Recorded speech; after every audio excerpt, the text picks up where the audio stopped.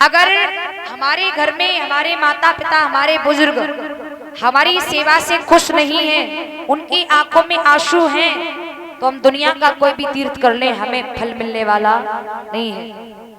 ले माला जपते हो किसी जाप के चरणों में, सब तीर्थ होते हैं माँ बाप के चरणों में। भगवान का ही दूसरा रूप है माँ बाप। इसलिए निवेदन है, अगर घर में हमारे बड़े बूढ़े, हमारे माता पिता हमारी सेवा से खुश हैं, तो दुनिया का हमें कोई तीर्थ करने की आवश्यकता नहीं है। मिलते नहीं दोबारा रे कर माता पिता की सेवा, माता पिता है रूप प्रभु का, पार करने का एक तरीका, ले वेद पुराण बखाना रे कर माता पिता की सेवा। अरे जितने तीर्थ दुनिया भर में, सबके सब हैं अपने घर में, बहे आनंद की धारा रे कर माता पिता की सेवा। लेकिन आजकल देख रहे हैं, आजकल देखने में आ रहा है, अगर बंटवारा हो, अगर 3 भाई हैं और बंटवारा हो, और बंटवारा जब हो जाए तो लोग आए और कहें कि भाई तुम्हारा हिस्सा किधर रहा। लोग कहते हैं कि मेरा इधर है, बोले बीच वाले भाई का, बोले उसका उधर है, बोले बड़े वाले का, बोले उसका उधर है, बोले पिताजी कहाँ है, माताजी कहाँ है।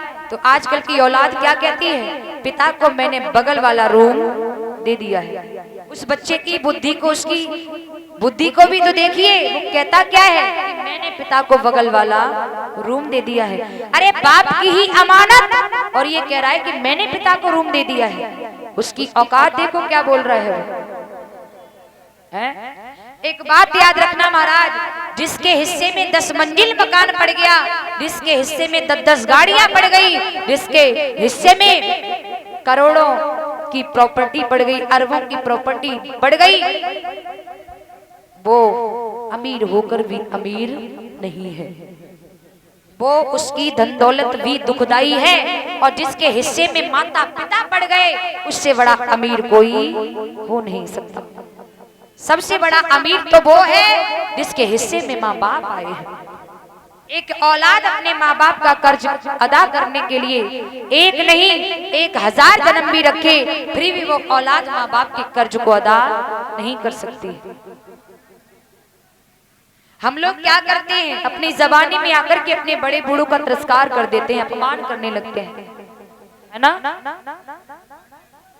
एक बात याद रखना, जैसा व्यवहार तुम अपने बुजुर्गों के साथ में करोगे, वैसा ही व्यवहार तुम्हारे साथ में तुम्हारी औलाद करेगी। महाराज एक माता पिता थे, मेरी बात को जरा ध्यान से सुने। एक माता पिता थे, उनका एक इकलौता बेटा था। उन्होंने अपने बच्चे की शादी कर दी, घर में बहू आई, भगवान की कृपा से उस बहू से भी एक बेटा पैदा हो गया।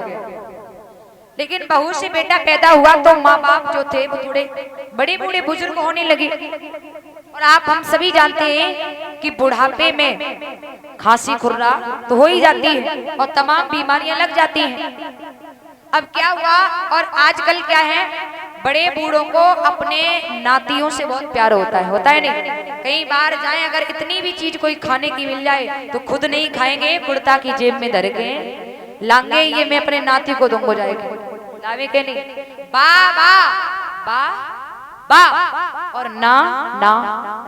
बिटिया को लल्ला कहवे नाना, और लल्ला को लल्ला कहवे बाबा। बाबा नाना में फर्क कितना है। बेटा का बेटा कहता है बाबा, अब तुम बाबा है जाओ, तुम्हारा कोई काम ना है। तब तक बेटी का बेटा आता है, कहता है नाना नाना नाना, आप बाबा नहीं हो ना, मैं हूं ना, आपको बाबा बनने की जरूरत नहीं है। वो कहता है नहीं, आप बाबा नहीं बनना, नाना मैं हूं ना, आप बाबा नहीं बनना। कितना फर्क होता है। तो वो बड़े बूढ़े कहीं जाते थे, इतनी भी चीज मिल जाती अपने नाती के लिए लेके आते थे। हुआ ऐसा, उन्हें खांसी खुर्रा होने लगी, बड़े बूढ़े हो गए। तो एक दिन की बात, वो थोड़ा प्रसाद लेके आए, उन्होंने आवाज लगाई, लाला अरे ले ये प्रसाद ले जाओ। और जैसे ही लाला भागा, तैसे ही बहू ने पकड़ लिया। कहाँ जा रहा है? बुड्ढा बढ़िया को इतनी बीमारियां लगी हुई, हर समय खांसते रहते हैं, थूकते रहते हैं, तुझे बीमारी लगा देंगे। और जैसे ही बहू ने पकड़ के बच्चे से ऐसी बात कही, बड़े बूढ़ों ने दोनों ने सुन लिया। उन्हें बहुत दुख हुआ, बहुत पीड़ा हुई, बहुत दर्द हुआ।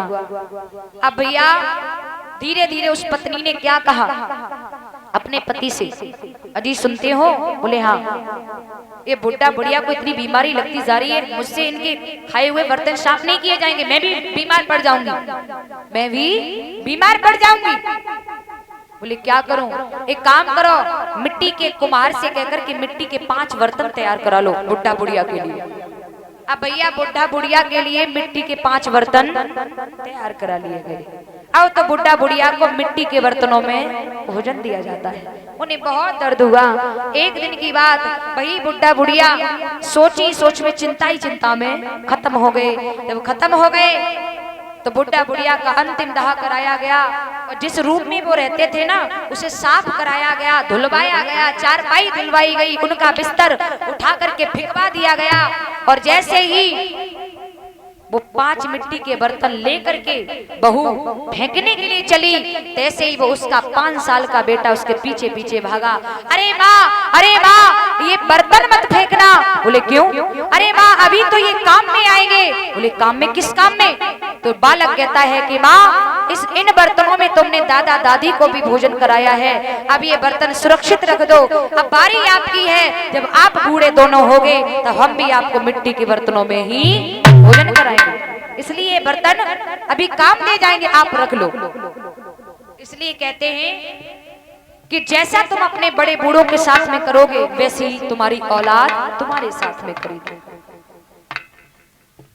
एक माँ बाप का कर्ज अदा करने के लिए एक औलाद एक नहीं 1 लाख भी जन्म रख ले, फिर भी माँ बाप का कर्ज अदा नहीं कर सकती। एक टोटले जी का नाम आता है इतिहास में। टोटले की माँ अगर कोई बात आती थी तो ये कह देती थी, अरे बेटा तू मेरा कर्जा क्या देगा, तेरी औकात क्या है। तो माँ की ये बात सुनी तो उस लड़के ने कहा कि माँ तेरा कितना कर्जा है, चल तू आज बता दे, मैं तेरा कर्जा दे के रहूंगा। तो माँ बोली वाह बेटा माँ का कर्जा देगा? बोले बिल्कुल। तो माँ बोली मेरे लाल अगर माँ का कर्जा देना चाहता है तो ज्यादा नहीं, 1 रात तू मेरे पास लेट जा, 1 रात तू मेरे पास लेट जा। अब बालक कितना भी बड़ा हो जाए, लेकिन बालक माँ के लिए तो उसका बेटा होता है, माँ के लिए तो उसका बेटा होता है। उस रात वो बालक अपनी माँ के पास लेटा। शाम के 9 बजने वाले हैं, बच्चे की आंखें बंद होने वाली है, नींद आने वाली है। तैसे ही माँ ने उस बच्चे को पकड़ा, हिला दिया, बेटा 1 घूंट पानी मिलेगा क्या? अब भैया काऊ कच्ची नींद में जगाओ, कितनी गुस्सा आवे। वो उठ तो गया,